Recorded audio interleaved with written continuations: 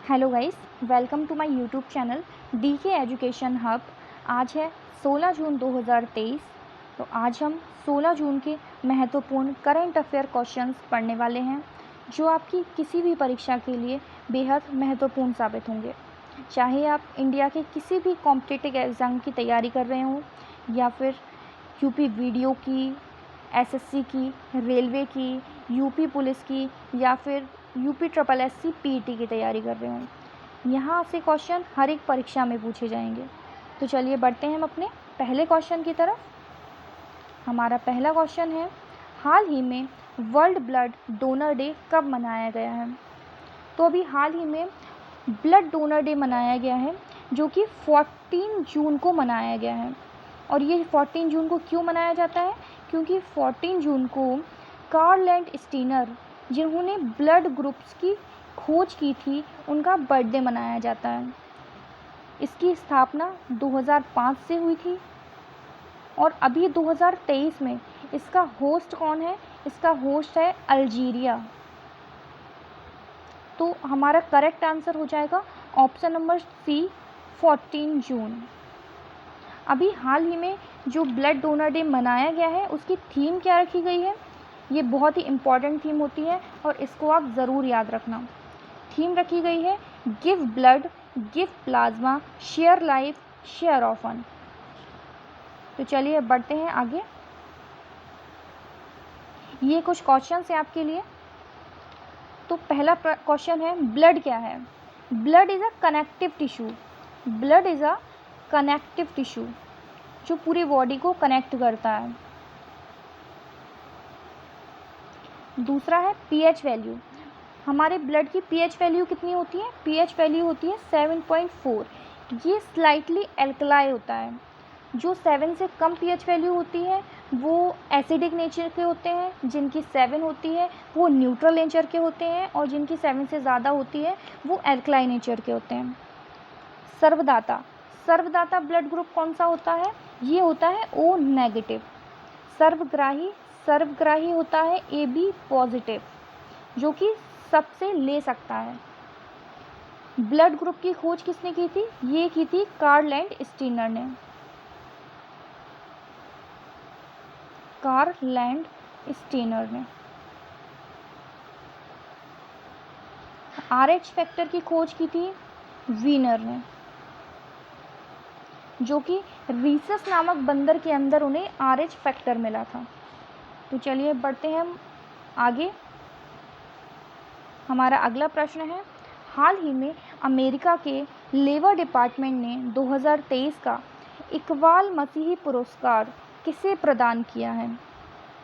तो ये अभी हाल ही में अमेरिका के द्वारा दिया जाता है और अमेरिका के द्वारा दिया गया है। ये बाल श्रम को रोकने के लिए दिया जाता है। अभी ये हाल ही में ललिता नटराजन को दिया गया है। ललिता नटराजन कौन है? ये चेन्नई की बाल अधिकार अधिवक्ता हैं और इस अवार्ड की शुरुआत 2008 में हुई थी। चलिए बढ़ते हैं आगे। ये कुछ इम्पॉर्टेंट अवार्ड्स हैं जो आपकी किसी भी परीक्षा में हम पूछे जाएंगे। ये आपको ज़रूर से ज़रूर याद रखना है। पहला है सरस्वती सम्मान। अभी सरस्वती सम्मान हाल ही में दिया गया है और ये दिया गया है शिव शंकरी को, उनके उपन्यास सूर्यवंशम के लिए। दूसरा है व्यास सम्मान। ये दिया गया है ज्ञान चतुर्वेदी को, उनके उपन्यास पागलखाने के लिए। अभी 57 नंबर का ज्ञानपीठ पुरस्कार दिया गया है। किसको दिया गया है? दामोदर मौजे को। किसके लिए दिया गया है? उनके तुमड़ी के शब्द। किसके लिए दिया गया है? तुमड़ी के शब्द के लिए। अंतर्राष्ट्रीय बुकर प्राइज़। अंतर्राष्ट्रीय बुकर प्राइज़ दिया गया है जॉर्जी गॉस्पिडनोव को। किसके लिए दिया गया है? इनको दिया गया है टाइम शेल्टर के लिए। टाइम शेल्टर के लिए। चलिए बढ़ते हैं आगे। हमारा तीसरा प्रश्न है, हाल ही में दिवंगत हुए पुलित्जर पुरस्कार विजेता उपन्यासकार कॉर्मेक मैकार्थी किस देश के हैं? तो देखिए, अभी हाल ही में कॉर्मेक मैकार्थी, इनका निधन हो गया है। और ये पुलित्जर पुरस्कार विजेता हैं। तो ये किस कंट्री से संबंध रखते हैं? ये यूएसए से संबंध रखते हैं। ये एक बहुत ही फेमस उपन्यासकार हैं यूएसए के। इनकी दो बहुत इम्पोर्टेंट उपन्यास जो हैं वो इसमें से एक है द रोड, जिसको 2007 में पुलित्जर पुरस्कार मिला था, और दूसरी है no country for old man.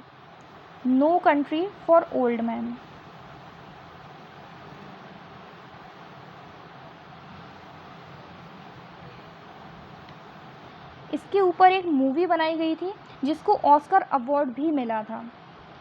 तो हमारा करेक्ट आंसर है ऑप्शन नंबर ए। चलिए बढ़ते हैं आगे। ये है कॉमिक मैकार्थी।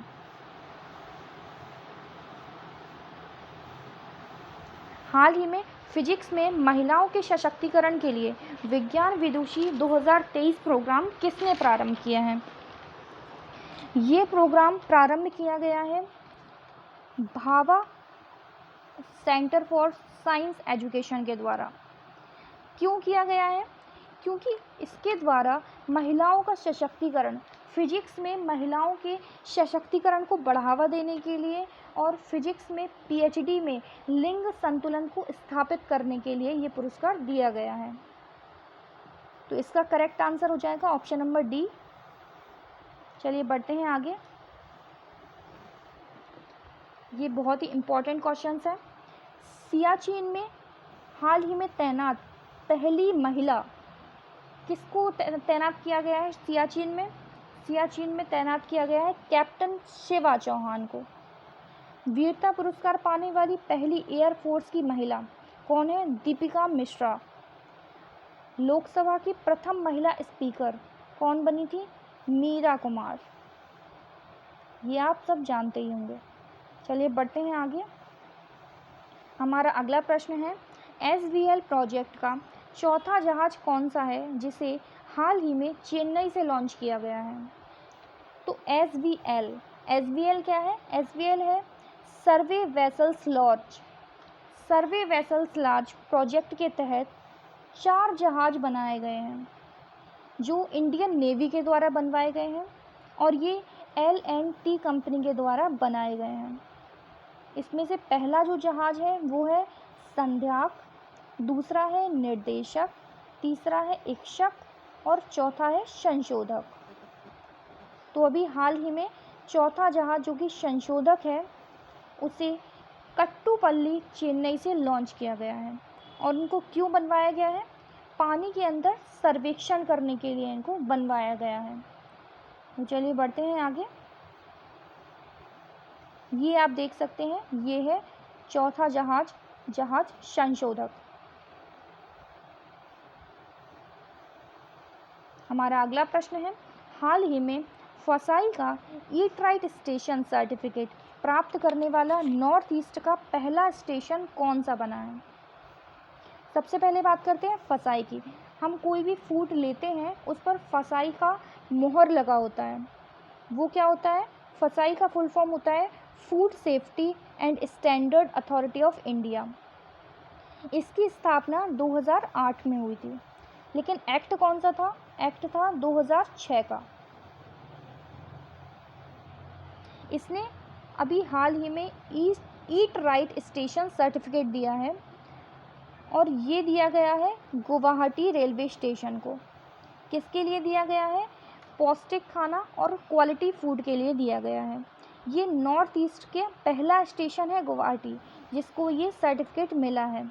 इससे पहले ये वाराणसी, भोपाल, कानपुर और चंडीगढ़ स्टेशनों को मिल चुका है। चलिए बढ़ते हैं आगे। हमारा अगला प्रश्न है हाल ही में BSE बेंचमार्क सेंसेक्स में 1 लाख रुपए प्रति शेयर का स्तर छूने वाली पहली कंपनी कौन सी बन गई है? तो सबसे पहले बात करते हैं BSE की। BSE क्या है? बॉम्बे स्टॉक एक्सचेंज, जिसकी स्थापना 1875 में हुई थी और इसका ये जो है एशिया की सबसे पुराना स्टॉक एक्सचेंज है। इसकी इंडेक्स का नाम है सेंसेक्स। अभी हाल ही में 1 लाख रुपए प्रति शेयर वाली कंपनी कौन सी बन गई है? ये बन गई है MRF, जिसका एक शेयर 1 लाख रुपए का पहुंच गया है। ये एक रबर बैलून फैक्ट्री है जिसकी स्थापना 1940 में हुई थी। चलिए अब बढ़ते हैं आगे। हमारा अगला प्रश्न है, उससे पहले ये देख लीजिए, ये 1 लाख से ज़्यादा, देखिए 1 लाख प्लस पहुंच गया है इसका शेयर, और ये है MRF कंपनी का लोगो। चलिए बढ़ते हैं आगे। हमारा अगला प्रश्न है, हाल ही में पहला खेलो इंडिया जनजातीय महोत्सव का आयोजन कहाँ किया गया है? खेलो इंडिया जनजातीय महोत्सव ये पहले नंबर का है और इसका आयोजन किया गया है भुवनेश्वर, उड़ीसा के अंदर, जिसमें ओवरऑल रैंकिंग में नंबर 1 पे आई है उड़ीसा, नंबर 2 पे आया है कर्नाटक।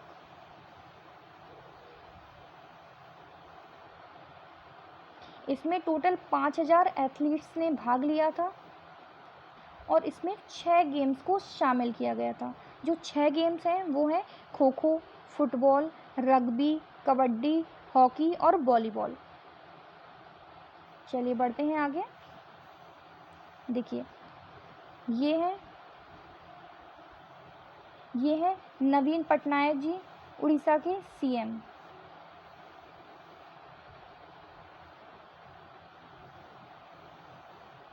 चलिए देखते हैं खेलो इंडिया यूथ गेम्स। अभी हाल ही में खेलो इंडिया यूथ गेम्स भी हुए हैं। ये कहाँ हुए हैं?